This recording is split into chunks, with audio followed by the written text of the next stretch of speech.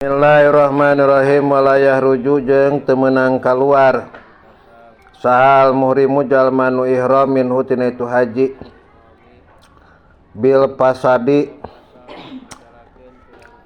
ku ruksakna bal yajibu balik tawajib alaihi kaitu muhrim naon al mudiyu neruskeun pipa sidihi dina ruksakna itu haji wasakoto jeung gugur pibadi nusai dina sapali pirang-pirang salinan naon qalu dawan musannif lapad pipa sidihi ay an nusuki tegasna dina ruksakna haji min hajin tegasna tina hajina au umrotin atawa umrohna bi ayatia ku sapertieun ngadatangkeun muhrim bi baqiyati amalihi kana sasesana pirang-pirang pagawean haji. Ceuk tadi lamun si muhrim keur ihram samemeh tahalul awal tuluy jima maka ruksakan hajina nya ceuk tadi teh maka ceuk dina ieu masalah ambil di logat sok sanajan ruksak hajina maka pepeujeuh eta si muhrim ulah rek kaluar tapi wajib kudu dituluykeun kana hajina anu ruksak teh kudu dituluykeun kana hajina anu batal teh.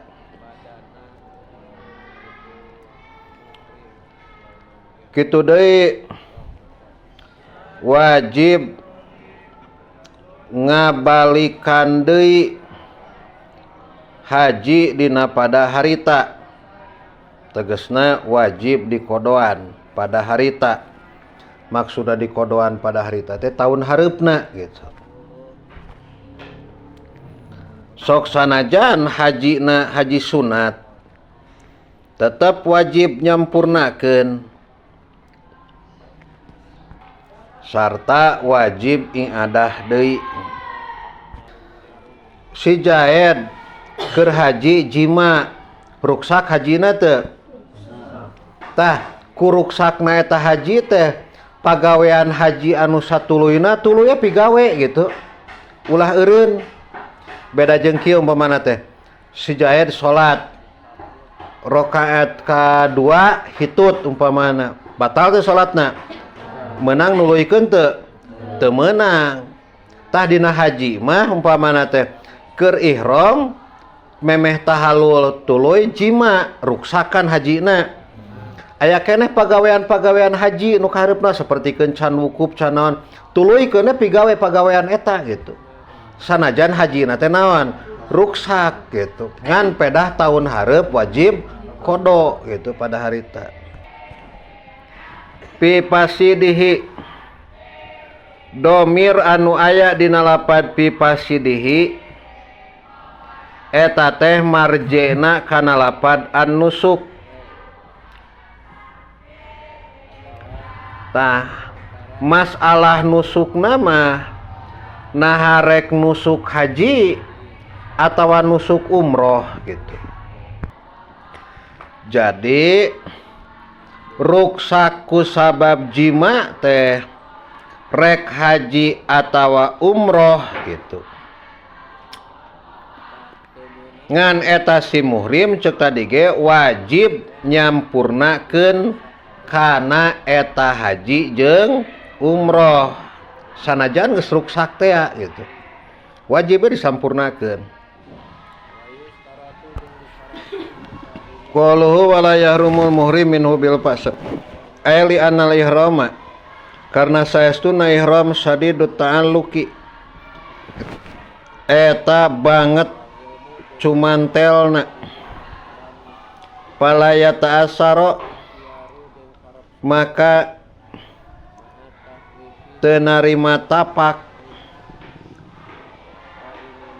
itu ihram bil teu narima katapakan punten maka teu narima katapakan itu ihram bil pasadi ku ruksak. Jadi sanajan ruksaknya tetap sampurnakeun bihilapi goerihi kalawan beda salian ihram minal ibadati nyatana tina pirang-pirang ibadah kasolati was saumi wa domiru jeung ari domir fi minhu dina lapad minhu linusuki eta tetep balik kana lapad nusuk kama seperti perkara yulamun dikanyaokeun ieu mah tah eta mah bahasana ruksaknya beda deui jeung lamun jeung bahasana batal gambaran kumaha bahasana batal tuluykeun sarahna wa haraja jeung kaluar bil pasadi ku kecap pasad naon albutlanu batal paidar tada maka di mana-mana murtad si muhrim wal iadu jeung ari nyuhunkeun pangraksa billahi tetep ka Gusti Allah taala bermur Allah batola tah batal naon nusukuhu nusukna atau munggah hajina itu si muhrim waraja jeung kaluar minhu tina itu nusuk waraja jeung kaluar itu si muhrim minhu tina itu nusuk bil butlani ku sabab batal palayajibu maka teu wajib alai kasih muhrim naon almudiyu neruskeun pihi dina itu nusuk. Jadi umpamana keur ihram haji keur ihram umroh murtad tah eta mah teu kudu nuluykeun da eta mah batal lain naon lain ruksak eta mah wa man jeung ari saha jalma wal haju ari tegasna jeung ari jalma anu munggah haji alladzi anu pata anu lepot hu kaitu haji atawa kaman naon al wukupu wukuf bi arfata di arafah bi udrin ku sabab aya udur aw goirihi atawa salian udur tahalala tahalul itu man hatman kalawan wajib kalawan misti bi amali umratin kalawan pagawean umroh payati maka ngadatangkeun ieu man atawa haji teh bitawapin kana tawaf wasain jeung sa'i in lam yakun lamun teu bukti naon sa'yun sa'i ba'da tawafil kudumi dina sabada tawaf kudum wa alaihi jeung eta tetep kaitu man ay alladzi tegasna kajalma anu haji pata anu lepot hu kaya alladzi naon al wukupu wukuf al qada'u ari qada pauron dina pada harita pardon eta pardu kana bukti naon nusukuhu ibadah haji na itu alladzi awan naplan atawa eta haji sunat ari lapad man teh eta man mausul kaasupkeun kana siagul am siagul umum waman wama waal umum tapi anu dimaksud di dieu mah nyaeta khusus jalma anu ngalakonan ibadah haji kulantaran khusus jalma anu ngalakonan haji maka musonib sarah nafsiran kulapad ae wal haju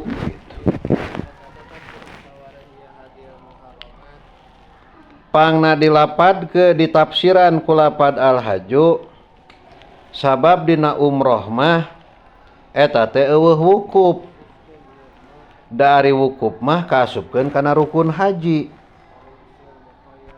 Jadi maksudna mah kieu ce, jalma anu keur ngalakonan haji kari-kari porot wukuf. Maksud porot teh kaberangan katinggalin wukuf gitu.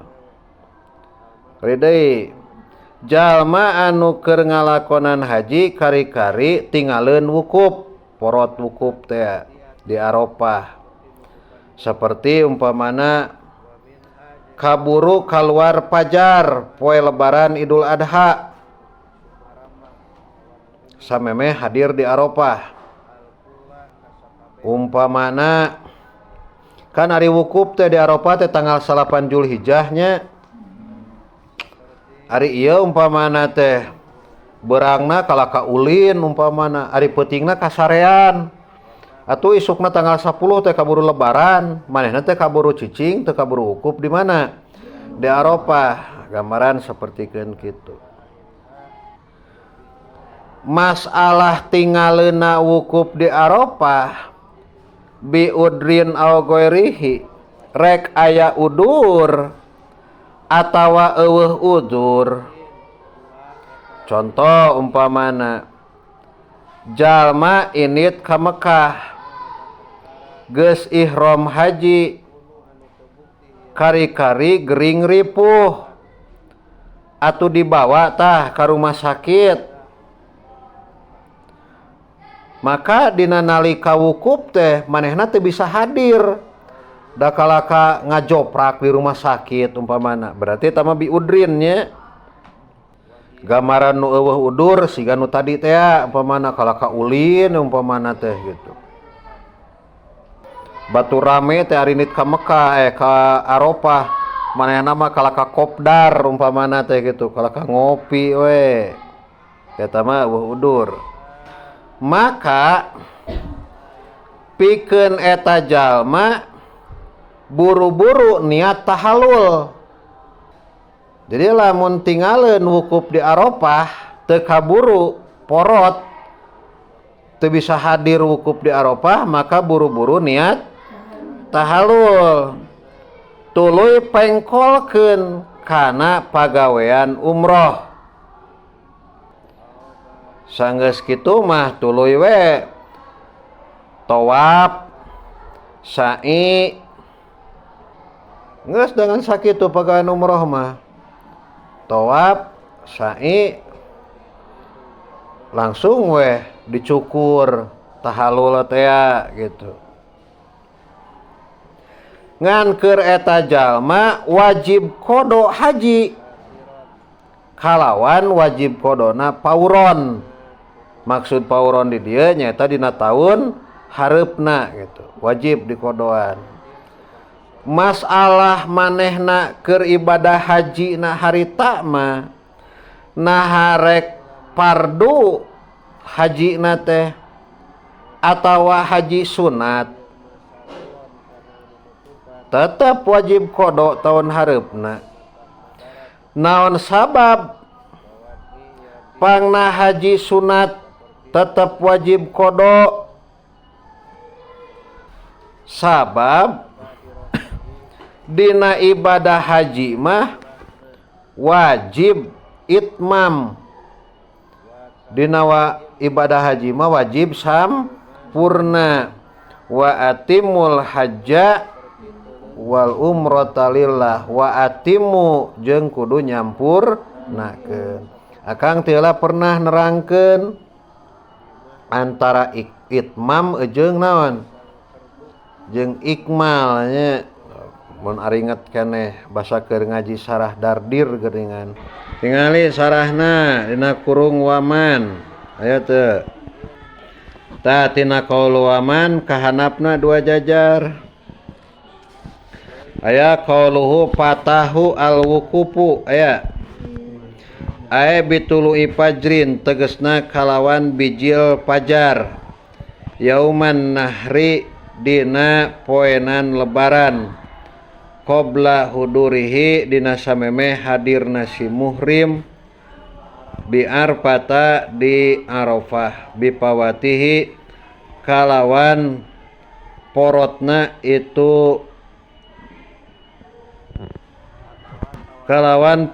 itu wukuf ya putu tah lepot naon alhaju hajina wa qalu bi Arfata qayyidun labuda minhu bihilafil wukuf bil masyaril haram.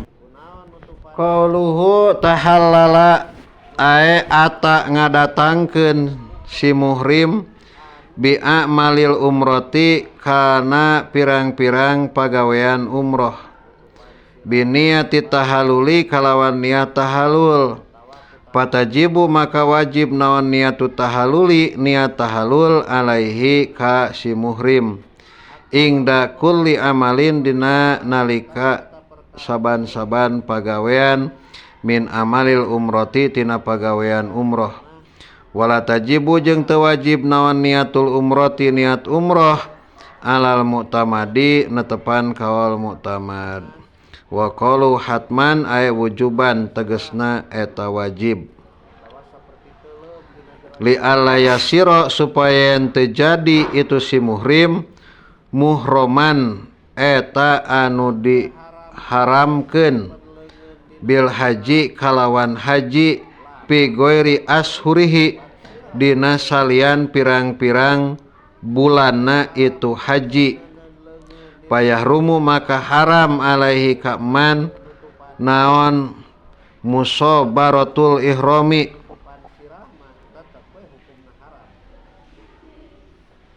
tetap sabar kana pirang-pirang ihram hatta lau sobaro sehingga lamun sabar itu muhrim hu kana itu ihram wa hajja jeung haji itu muhrim bihi kalawan ihram min qabilin tina taun hareup lam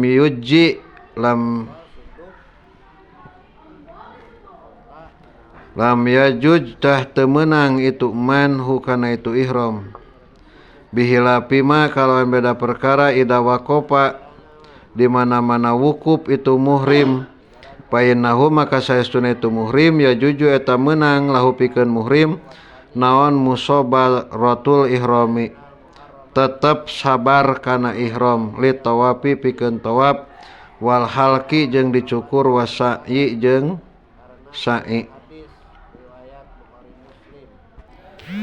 wa innamat yajibu jeung pastina wajib naon al qada fi pawatin dina lepotna wukuf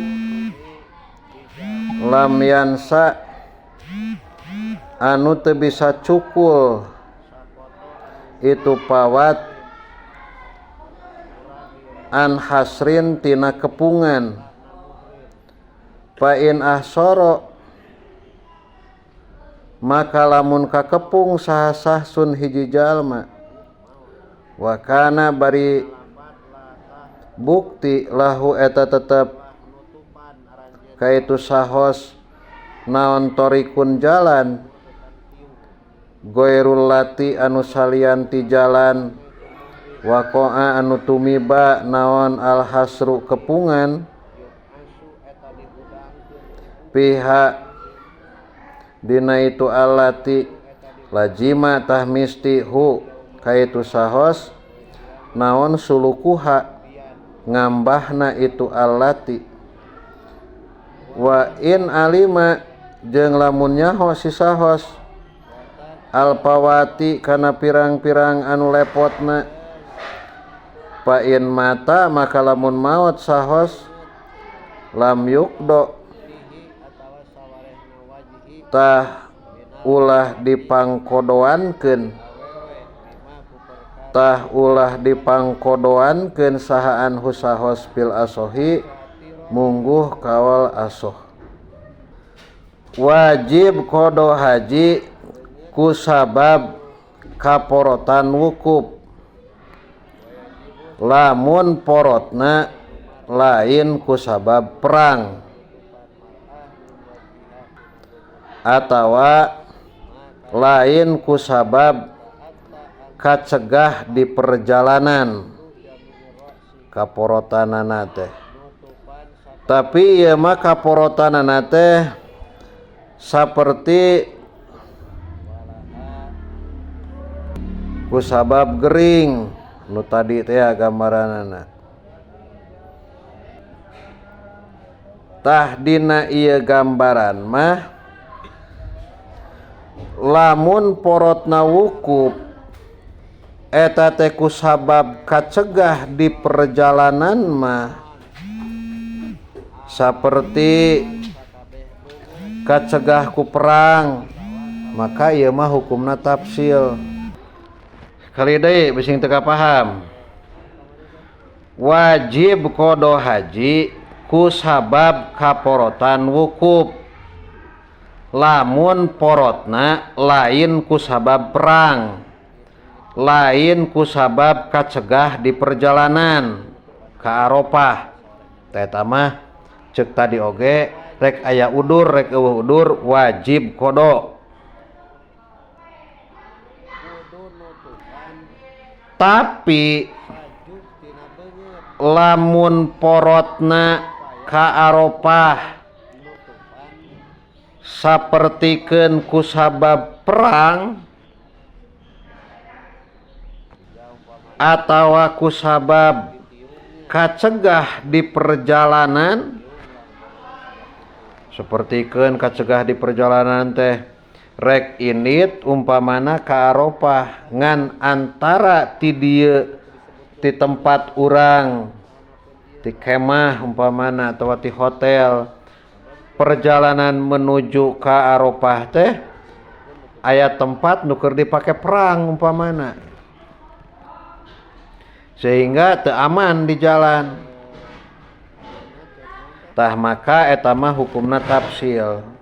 Kumaha tafsilna? Ieu lamun aya jalan anu sejen pikeun tepi ka Arafah maka wajib make eta jalan sanajan bari nyaho eta jalma teh kana bakal porotna wukuf di Arafah. Jadi umpamana lamun nempuh jalan normal ngan ukur 5 kilo umpamana ngan perjalanan 5 kilo eta teh aya kejadian perang umpamana gitu sehingga jalan teu aman. Aya jalan sejen nguriling ngan perjalanan jadi 20 kilo umpamana. Tah maka tempuh we eta jalan nu 20 kilo sanajan urangna teh bari nyaho. Lamun make perjalanan 20 kilo tetep urang teh bakal porot nepi ka Arafahna gitu. Maka lamun bukti porotna hek teh bener anger tinggalin wukuf di Arafah mah gitu. Maka prak weh niat tahallul bae di dinya gitu. Tuluy pengkolkeun kana pagawean umroh sakumaha nu tadi geus diterangkeun. Tak gambaran kahiji, gambaran kadua. Kumaha lamun teu manggihan jalan anu sejen pikeun nepi ka Arafah maka ieu oge niat tahallul.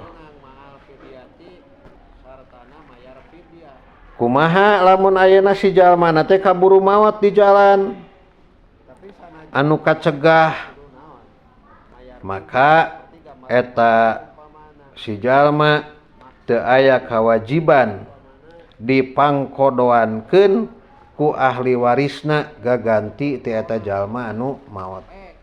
Kali deui lamun si jalma teh kaburu maot di jalan anu kacegah maka eta teu aya kawajiban ka ahli warisna pikeun ngodoan gaganti haji ti eta anu maot. Wa alaihi jeung eta tetep wajib kaitu sahos ma'al qodoi sartana qada al hadiyu ari hadiah wa yujadu jeung dipanggihan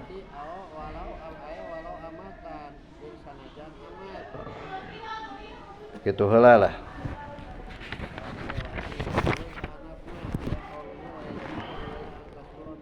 Wa alaihi ma'al qodoi al hadiyu jalma anu porot wukuf di Arafah jeung tahalul eta si jalma tuluy mengkolkeun kana pagawean umroh maka wajib sabadana kodo teh kudu hadiah tegasna dam kunaon damna ku cara mencit domba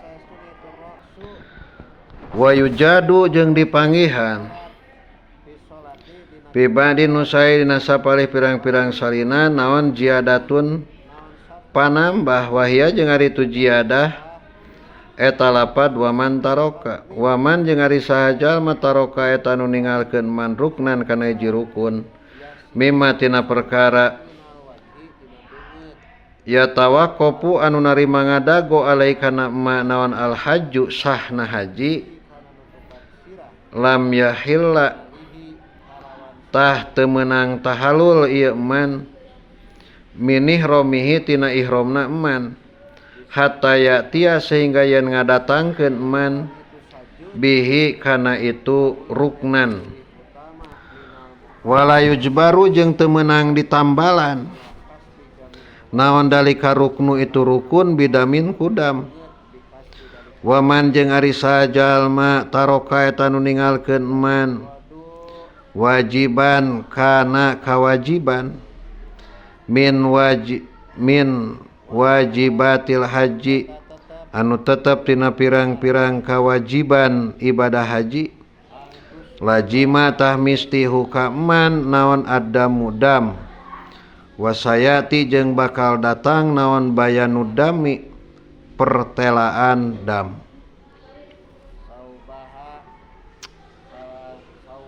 dina sawareh salinan mah aya panambah nyata lapad waman taroka maksudna kieu waman taroka teh saha jalma anu keur ihram kari-kari ninggalkeun hiji rukun saperti teu tawaf ifadah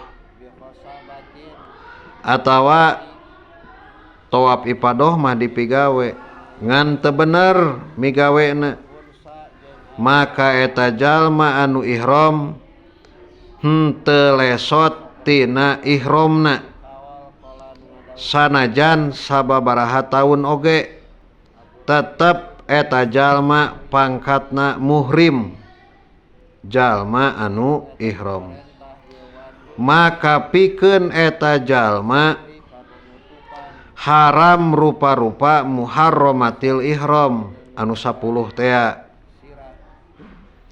timiti make nu nyarung-nyarung haram jima jeung nu sejen-sejena haram tah maka ku ayana ieu katerangan maka pikeun jalma anu ngamaksud rek haji atawa umroh eta teh kudu bener-bener nyaho kudu bener-bener ngarti kana ilmu manasik supaya ulah terjadi mamawa ihram kalemur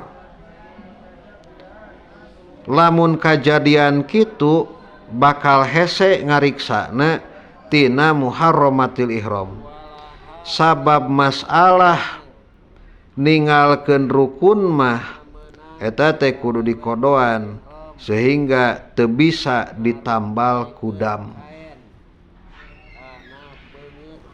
ya gitu. Jadi urang teh umpamana haji teu tawaf ifadah ngahaja ninggalkeun tawaf ifadah tah maka eta teh selamana eta jalma muhrime pangkatna gitu. Najan geus balik ka lemurna tetep pangkatna muhrim. Nepikeun ka iraha, nepikeun ka beresna di kodoan. Sedengkeun ari ngodoanna kan sataun ka taun hareupna. Mata kade sing apik. Wa man taraka wajiban min wajibatil haji. Jalma anu ninggalkeun kana hiji wajib tina pirang-pirang kawajiban haji maka wajib ka eta jalma dam. Dam teh bisa pindah kana dam atawa bahasana ditambalan ku dam. Contoh siga kieu umpamana saperti si jalma teh ngaliwat ka Bir Ali. Ya gambaran berarti ti Madinah rek ka Mekah. Ari heg eta jalma teu niat ihram di eta Bir Ali. Ari sabada ngaliwat ti Bir Ali kakarek niat ihram, maka eta jalma wajib mayar dam. Naon sababna? Sabab niat ihramna lain di mikotna. Atawa sapertikeun tinggal mabit di Muzdalifah. Mabit di Muzdalifah eta ge kawajiban. Maka ku henteu na mabit di Muzdalifah bayar we kunaon? Kudam. Dina masalah kewajiban haji mah tinggal natarek ngahaja atau aku sabab poho. Tetep we samang-samangsa tinggal hiji kewajiban tina pirang-pirang kewajiban haji, tetep eta mah wajib dam. Tingali sarahna jajaran kagenep. Qaluhu wa man taraka wajiban. Sawaun eta sarua bae tarkuhu ari tinggalna jalma tawasi muhrim amdan bari ngahaja aw sahwan atawa poho aw jahlan atawa bodoh. Wa misluman jeung eta tetep pantarna jalma tarokan ninggalkeun ieu eman wajiban kana hiji wajib. Man ari jalma paala nu migawe ieu man muharraman kana nu diharamkeun. Min muharramatil ihrami tina pirang-pirang paharaman ihram. Kama saperti perkara yulamu anu geus dikanyaokeun ieu emak. Minal pasli tina pasal al-ati nu bakal datang. Waman jeung ari sajalma taroka eta nu ninggalkeun ieu man sunatan kana hiji sunnah min sunanil haji anu tetep tina pirang-pirang pasunatan haji lam yaljam tah teu misti hu ka man bitarkiha kusabab ninggalkeunna itu sunnah naon sayun hiji perkara. Wadoharo jeung dohir min kalamil matni tina dawuhan matan naon alparku beda na baina rukni antara rukun wal wajibi jeung wajib wa sunnati jeung sunnah. Sing saha jalma anu tinggal sunat tina pirang-pirang pasunatan haji maka eta mah teu wajib naon-naon. Jadi jelas bedana tina dawuhan musannif lapad wa man taroka. Nyata bedana antara rukun, wajib jeung sunnah anu geus dipertelakeun. Tingali sarahna qauluhu wa doharo. Aya wa huwa jeung ari tu parku anna rukna eta saestuna rukun ma eta perkara ya tawaqafu anu ngadago alai kana itu ma naon al haju haji awil umratu atawa umroh wala yujbaru jeung teu bisa ditambalan naon tarkuhu tinggalna itu ma bidamin kudam wal wajibu jeung ari wajib ma eta perkara yujbaru anu bisa ditambalan naon tarkuhu tinggalna ieu mah bidamin kudam. Wa sunnatu jeung ari sunnah mah eta perkara la yujbaru anu teu bisa ditambalan naon tarkuhu tinggalna itu mah bisain ku hiji perkara. Kitu wallahu a'lam.